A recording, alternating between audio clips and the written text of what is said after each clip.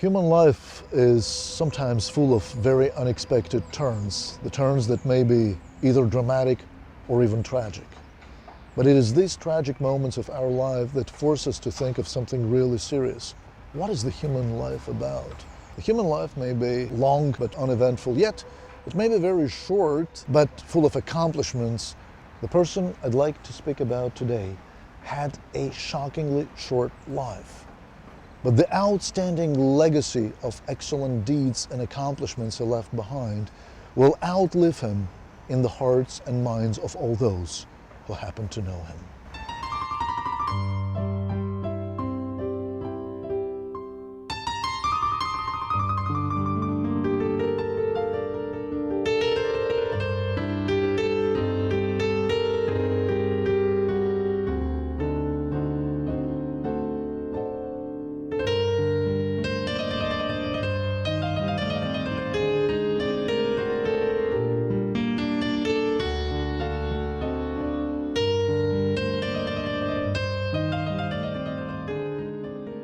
It was the same mild and sunny April day in Baku in 1968 when in the new-wed family of Maya and Nazim Ismailovs, the firstling was born, Fuad. Spring of 1968 in general was a time of very dramatic events throughout the world. Soviet tanks in Prague, black colonels in Greece, murder of Martin Luther King in the States. Yet here on this beautiful shore of the Caspian Sea, there was a magnificent town standing with the image of its own. And it would be these beautiful features of his time and place of birth that would make Fuad a real ambassador for his country and the nation in much a broader sense of the word than the official diplomatic rank that he got in his early 30s. But that would still be in the years to come. So far, in the early 1970s, like many kids of his time, Fuad enjoyed a careless childhood, an excellent school, and very memorable first years of university.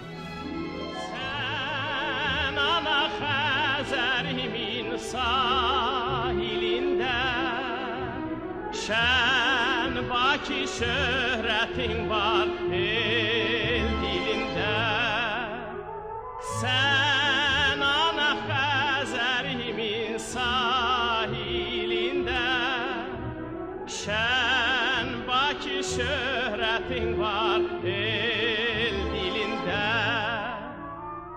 Seherlerin aydın temiz, bir döyünür yüreğimiz. Sen şehirler güzeli sen Bakü, ey cavan Bakü, mehriban Bakü.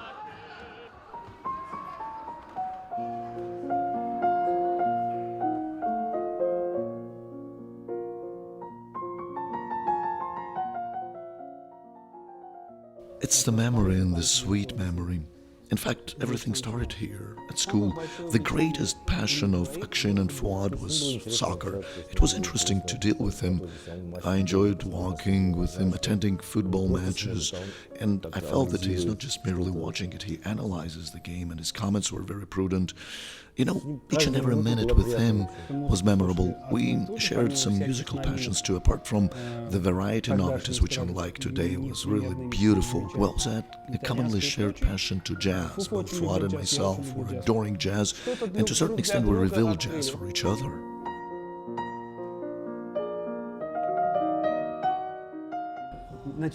We started smoking in a hidden way, one cigarette for three of us, and we tried to steal them. My parents were not smokers, so we were kind of robbing Akshin's father in most of the cases. And in some elder age, we tried some alcoholic beverages. You know, we never had this exclusively secretive relationships, telling a great secret to another one so that it's only between you and us. No, we never had this kind of relationship.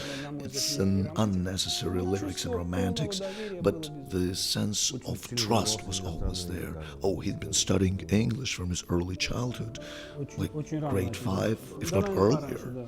And since early childhood, he was so versed in political geography. He knew all the countries, all the capitals. At that time, he could barely imagine himself being a diplomat, but he knew all the capitals of all the countries of the world. Ask him anything in geography and you'll get the ready answer. And he... Well, we've got into an amusing situation once but I believe it's remarkable when once his friends invited him for a party and he said, unfortunately I can't do it today because today my dad is going to visit us and together with my father we'll examine my son in geography. Isn't that remarkable? 3 generations of one family dealing with something, it may be everything, 3 men representing 3 generations are involved in something common. You can disassemble a car, you can deal with anything else, you can study geography. We're making our plans, our projects, prospects. By the way, the decision to enroll in the Oriental department of the university was adopted by us simultaneously during the last year at school. This heritage building at one of the main avenues of Baku's downtown, Istiglaliat, was exactly the place where the alma mater of Fuad Ismailov and myself was located. The building was erected as the first secular school for Muslim girls in 1901 and was a unique institution in a way that it was the first secular school for Muslim girls in the Oriental world, established by the local oil tycoon, Tagiyev, who could barely write down his own name but was smart enough to understand that educated woman is the backbone of an educated nation. Edifice of the Tagiyev school in later periods housed the parliament of the First Republic of Azerbaijan in 1918, followed by Central Committee of Communist Party, Manuscript Institution. Meanwhile, in September 1985, Fuad Ismailov and myself were lucky to step into this building as the university freshmen. The spirit of Tagiyev's time and yesteryear Baku was still tangible in this old heritage building at the time of our first year of the university with Fuad. But odd as it may seem, the Oriental department we were studying in, being one of the most prestigious departments at the State University, was located in a part of the building that didn't have heating. So in winter time, we used to have classes in upper wear.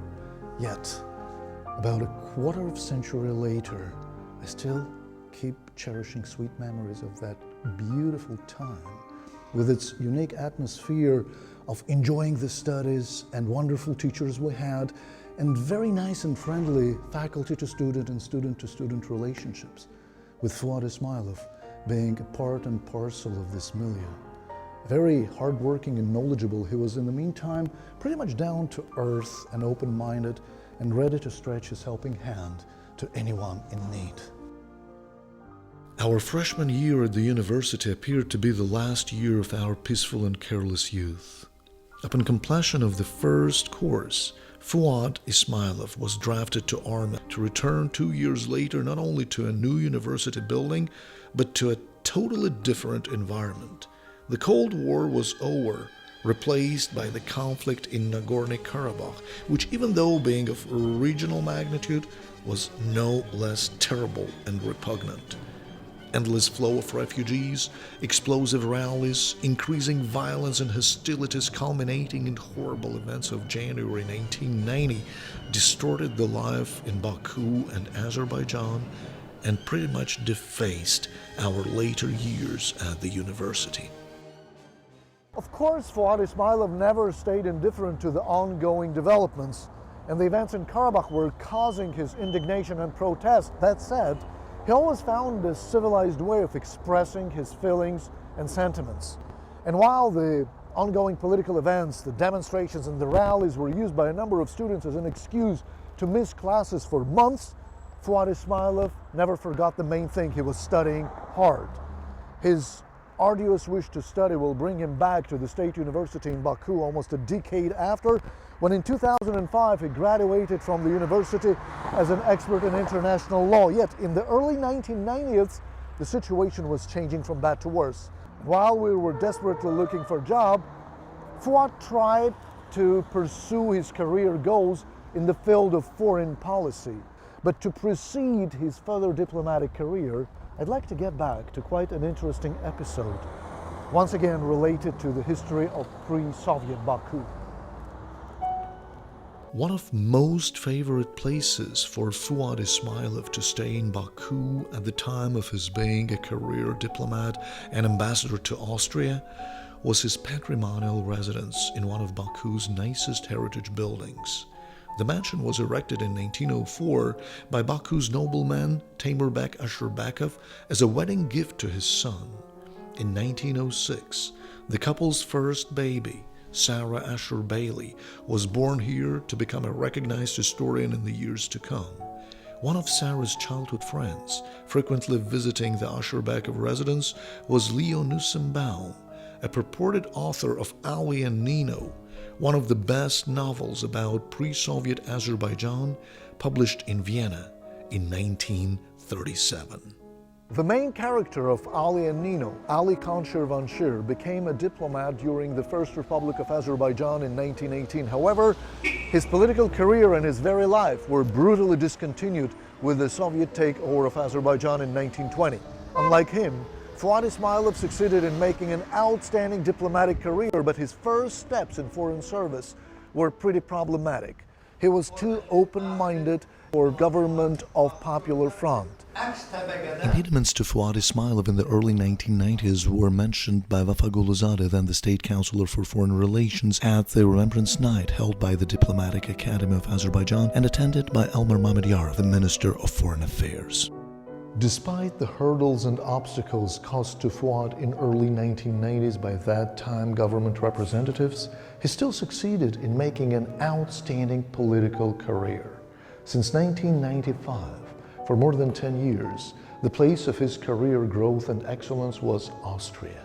The same Austria that became the place where one of the nicest novels about Fuad's homeland, Azerbaijan, was published in 1937. However, there is another interesting parallel with Ali and Nino. By the end of the day, it's a beautiful story of love. And this great feeling is something that is common to both the heroes of Ali and Nino and Fuad Ismailov, who kept the very nice and tenderly feelings to his better half throughout the rest of his life. A very beautiful, nice and aristocratic couple of Fuad and Leila Ismailovs were welcomed by the diplomats in Vienna and soon became the part and parcel of Vienna's higher society. Together, they were passing a cultural message from their homeland, a place which provides a unique blend of Oriental and Occidental cultures, and this blend of East and West can still be traced in this old mansion where the family of Ismailovs is living now.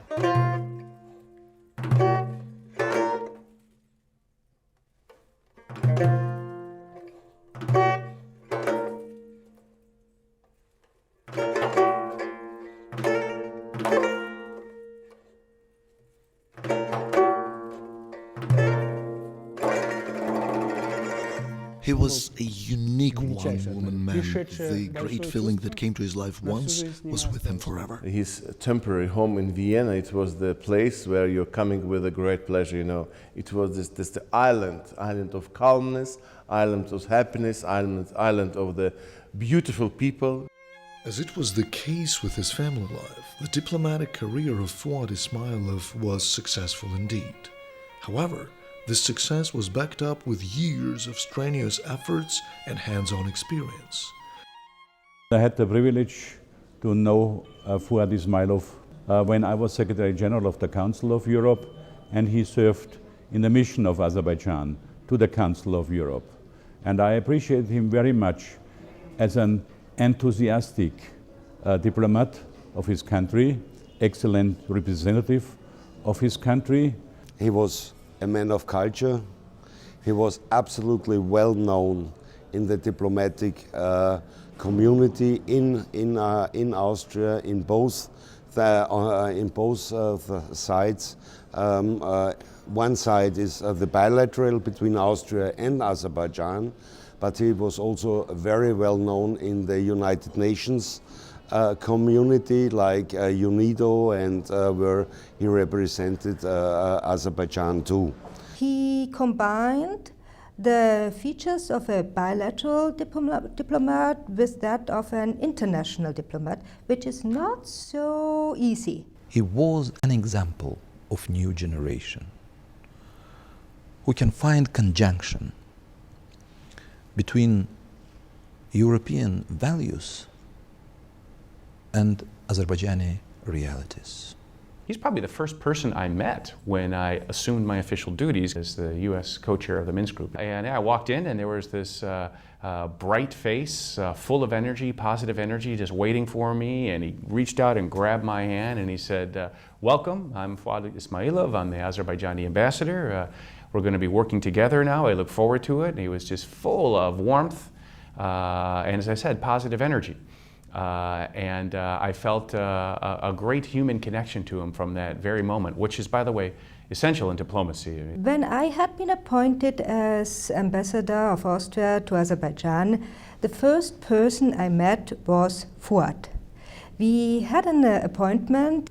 All of a sudden, a young man came in, full of energy, full of willingness to do something, and that was Fuad. And the first impression was so positive that I thought, if this is the typical Azerbaijani, then I will have a great time in Azerbaijan. In Vienna, he made his presence felt very powerfully with his clear and crisp, sometimes tough and sometimes collaborative statements about the negotiations, or about the conflict, I should say, that all of his friends should be proud of, showed what a professional and patriotic diplomat he was. When you are able to speak the language which is new for Azerbaijan, I mean not English, not French, not German languages, which Fuad absolutely fluently spoke. I'm speaking about new languages